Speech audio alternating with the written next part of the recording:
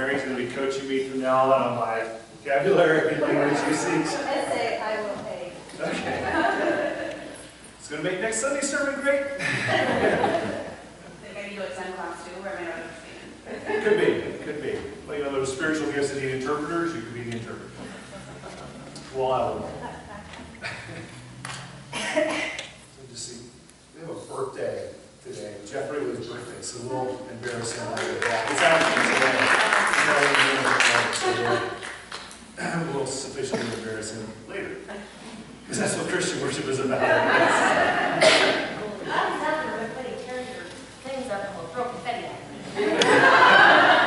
Come up with a keyword, everybody's Okay, but at some point. That's not a happy birthday for the custodians. They did not do that one. Rice is better, isn't it? Oh, that's true. That's true. Birdseed. Let's have a sermon. Let's do that thing.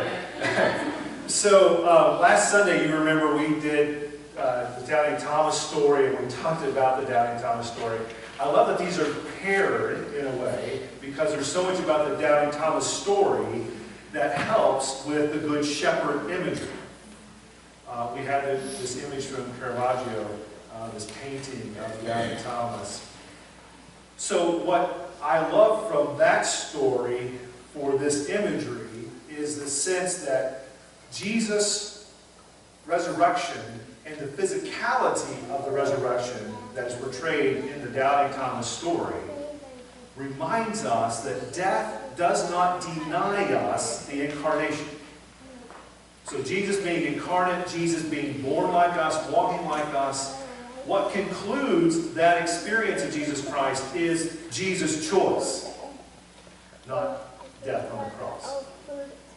And I love how Caravaggio paints this so that the reality is there, but without the gore, instead the awe, especially through the two interlopers, the two looking over Thomas's shoulder. Just in curiosity and awe of the physicality of Jesus' resurrection.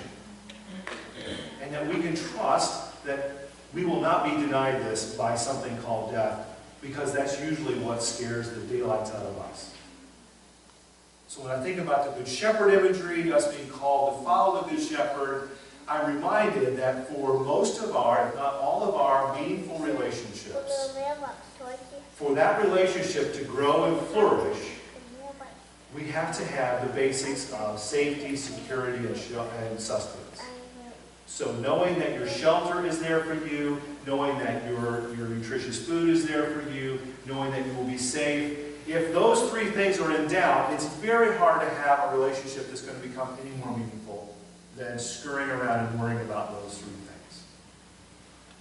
This image reminds me that as a child of God, a follower of Jesus Christ, I am certain that my God has more power than that which scares the daylights out of me day in. Well, hopefully not day in and day out. But the thing that would scare me the most in life is death. And I'm sure that that's not an issue because of this story, which then makes it so much easier to deal with the Good Shepherd imagery. This is part of the text today. Oh no, this is actually Psalm 23.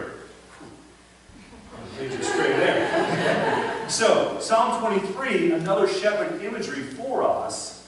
The Lord is my shepherd. You prepare a table before me in the presence of my enemies. This is the psalmist doing what the psalmist does so great for us. The psalmist, the one who wrote the Psalms, provides us with language when so often we're lacking it because life has roughed us up or life has overwhelmed us with joy and celebration. And the psalm writer provides us this wonderful language that we're able to borrow from and use in our own lives, either in our prayer life or our study life or our worship life. So many ways to use this kind of language to help us name how important it is when God shows up as the Good Shepherd with all the physicality about that to set a table before us, before our enemies. So as I was wrestling with all of this imagery and language, I was looking for actual images, pictures, that would portray this in my life. I invited some of you on Friday or somewhere I posted on social media. If you wanted to look for imageries, I saw one from the Werners. Images in your life where you felt God setting a table before your enemies. And this is one that I found.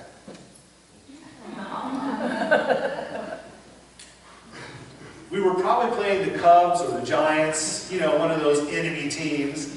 Joseph is 6 years old. This was back in 2007. He's got those probably sunglasses and that big old hammer. How often I read the 23rd Psalm and I think of how much I want God to set a table when life is destructive or chaotic or worrisome or gone off the tracks. What about those times when God sets a table around which I can celebrate? Around which I can celebrate the goodness of God. What about those times when the Good Shepherd leads the flock to the green pastures and we get to enjoy that fresh new grass? To me, it looks like this. It also looks like this because as a parent, it's a moment where I know my son is safe, he's well fed, he is secure, and I would love to just capture that moment and keep it forever. Except I don't want him to live at home forever. You know, other than that reality, I would love to just capture this moment. Which is the other reason I grabbed it, because how often when we read Scripture or we think about our relationship with God, we think static.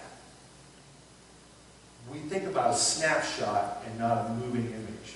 We think about a moment, not a journey.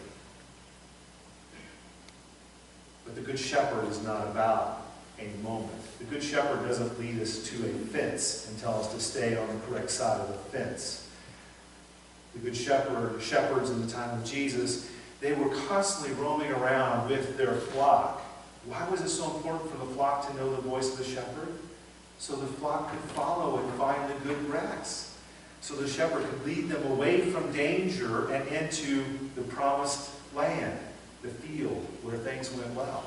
What happens when we take the risk to trust Jesus with our basics and follow the voice of the Good Shepherd? Early in my ministry, I had the chance to live in Australia and start my theological studies down there. It was one of those decisions that in the moment of making the decision, it sounded perfect, and then along the way I had moments where I went, what did I just choose to do? I didn't know anyone down there. My mother put me on the plane and said, I'm not crying because I know there'll be Christians down there to take care of you. And there were. In my apartment complex, there was a family, or a clan, I think they were more the size of a clan, from the island of Mauritius. The island of Mauritius is just this dot of an island off of Madagascar, which is off of Africa, and they had immigrated to Australia looking for a better life. And they had opened their home to me and invited me to come for dinner. That was quite a journey for me. I was already in a foreign land, and I walked in their apartment with a good friend of mine, and there were more people living there than what I was used to. I'm sure if I had lived there, my sense of needing personal space would have been, I would have been full of angst. And then they said they were going to serve us a meal, but they weren't going to tell us what it was. So now I've gone from, I'm comfortable with all these people that I don't know, to now a meal that they won't even tell me what it is, but I'm too embarrassed to say I don't eat stuff I don't know what it is, so I did. It turned out to be baked ox tongue, which was amazing. Actually, I loved it. I was glad. Afterwards, I was glad they didn't tell me what it was, because I would not have tried it probably, and I ended up really, really enjoying it. We don't serve that in my house, but probably because I just don't know how to cook it. But it was really, really good. So this choice I made to do this thing leads me to this experience of out of the box, doing things I'm not comfortable doing. But by the end of the night, we're around the table that certainly felt set by the Lord for me. And we're laughing and we're telling stories and our bellies are full. It was such a wonderful experience that I would never have had if I hadn't listened to that voice months earlier that invited me to go do that thing. A couple of years ago, our youth group went to Lexington, Kentucky on a mission trip. And one of the things that we did was we served lunch in a men's homeless shelter. The night before had been below freezing. So in that area, the rules are when it gets below freezing, there's no limits on who's, there's normal fire marshal limits. Those are just off the books. So we walk into the homeless shelter, and there are smells and sights and sounds that are just not a part of our normal life. There are men sleeping in the hallways, in the vestibules, wherever they can find some clear floor to sleep on. That place is full. I can't tell you how blessed I was. Your children, our youth group, walked into that space and didn't hesitate. They just strode to the back into the kitchen. They're laughing amongst themselves. We're putting the meal together, ready to serve it. And to hear the sounds in that facility change as the men came through the line, and now their bellies were getting filled. Their experience of homelessness was at least momentarily replaced with a roof over their head and some warmth.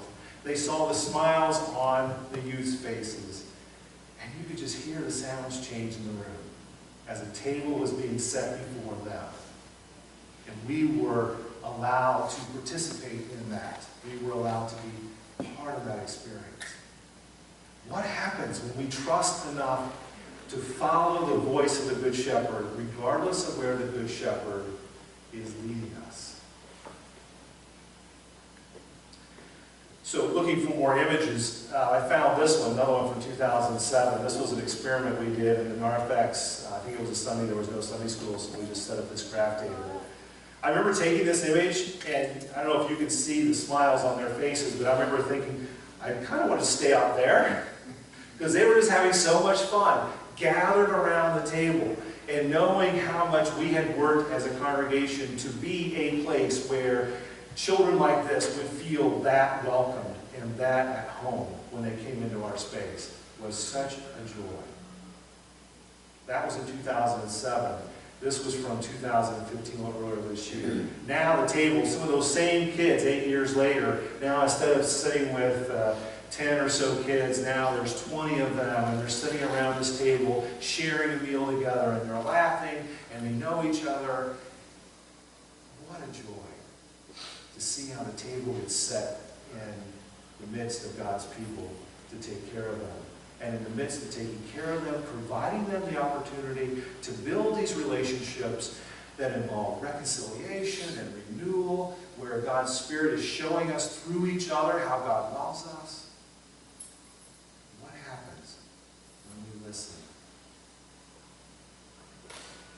The discernment team has been working for months and months and months in this church, looking and praying and struggling with what is God calling us to be as a congregation as we go forward. They're going to report that stuff tonight to the board at 5:30. That's an open meeting. I hope you'll come. I hope you'll come because I can't wait to see what God's going to provide as we engage that. I know the visions that we've seen, but I also know that there are going to be serendipitous experiences along the way. There'll be surprises. We're going to find the table set in places we didn't expect it to be set, but because we make a decision today or tomorrow, a year from now, we're going to find ourselves gathered around a table laughing and telling stories with people that we've just met, people that we don't know, people that we've known for a lifetime. And we're going to have that experience of being in a green pasture with the Good Shepherd leading us to a life is so fruitful. I know that because of texts like this. This is from today's text. Just as in the Doubting Thomas story, we see the physicality of Jesus Christ assuring his disciples that not even death will take him away from them. Here we have the voice of the Lord Almighty. What power! How awesome is this? I wish I could hear in the moment when they heard his voice, how thunderous it may have been when he said, "No one takes it from me," talking about his life.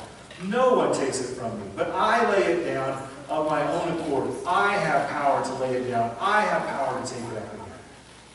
That's the Good Shepherd I want to follow.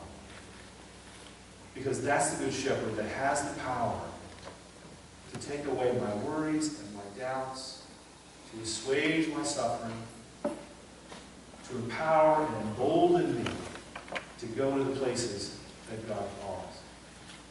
It's amazing. It's simply amazing to be one of the sheep. May God continue to bless us this way.